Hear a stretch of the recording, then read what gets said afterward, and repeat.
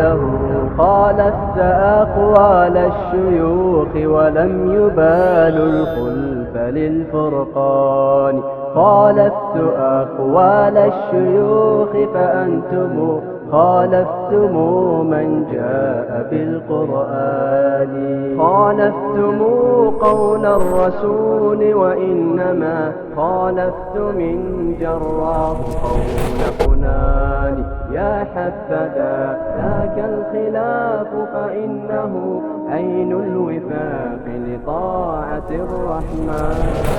خالفته قول الرسول وإنما خالفت من. Ask the youth today. Ask them one question. Describe to me Islam. Describe to me what is Islam, and see what they know of it. They'll tell you Islam is to respect your parents and to give sadaqah. They wasn't taught that they have a purpose. And the one that's listening right now, ask yourself, have you been told that when you die,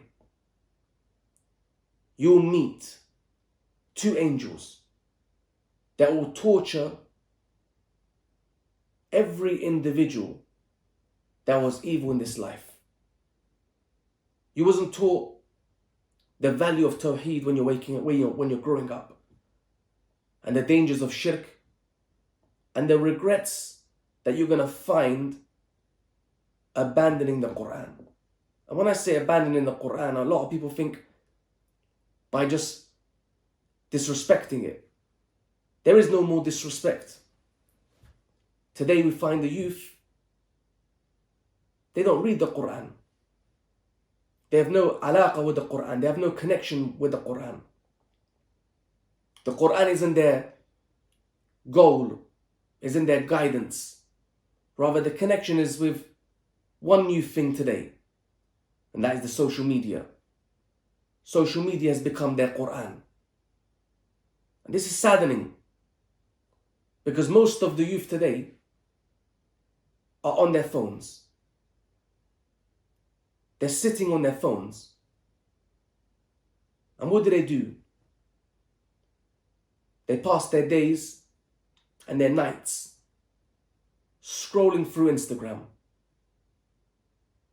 wasting their life. If you ask yourself, how many car crashes have happened by being on the phone? But how many people can't get off their phone? Because they haven't been taught this purpose of life. And this purpose of life is something that it needs you to sit down and really reflect upon yourself and to ask yourself, what did Allah mean when He said, I didn't create you except to worship me alone? What did He mean by this? He negated any reason for your purpose except the reason of you worshipping Him. So, your 9 to 5 that you claim is ibadah. Ask yourself, when you go to work, do you pray Fajr before you go to work? Do you pray Dhuhr? Do you miss Asr? Do you miss your Salah due to this work that you claim is ibadah? You miss the highest pillar of worship, which is the prayer. To delude yourself by claiming that you're worshipping Allah subhanahu wa ta'ala by doing this work. And many times we find the youth today, when they go into these workplaces, what is it containing? What's in these workplaces? Free mixing, haram environment, gossiping, music, and the list goes on.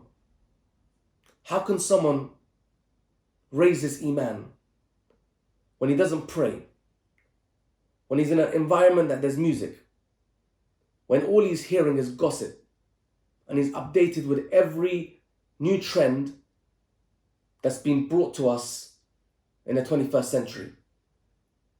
So as I was mentioning, the Qur'an needs to be the most priority. It has to be something that's in our life, and we have to take it as the words of Allah. This Qur'an is the word of Allah. It has guidance inside it. It has a cure for every heart that wants to listen to it. And even the adults, when they go to Qur'an classes, they're not taught the meaning of the Qur'an the way that the Prophet ﷺ taught us.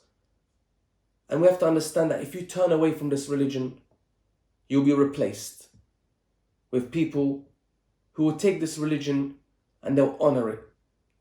And that's why we find many people today, they're very content with just praying 5 times, maybe going to Umrah every few years. And this is the state of the Muslims today, because they haven't understood their purpose. So my brothers and sisters in Islam, pick up the Qur'an.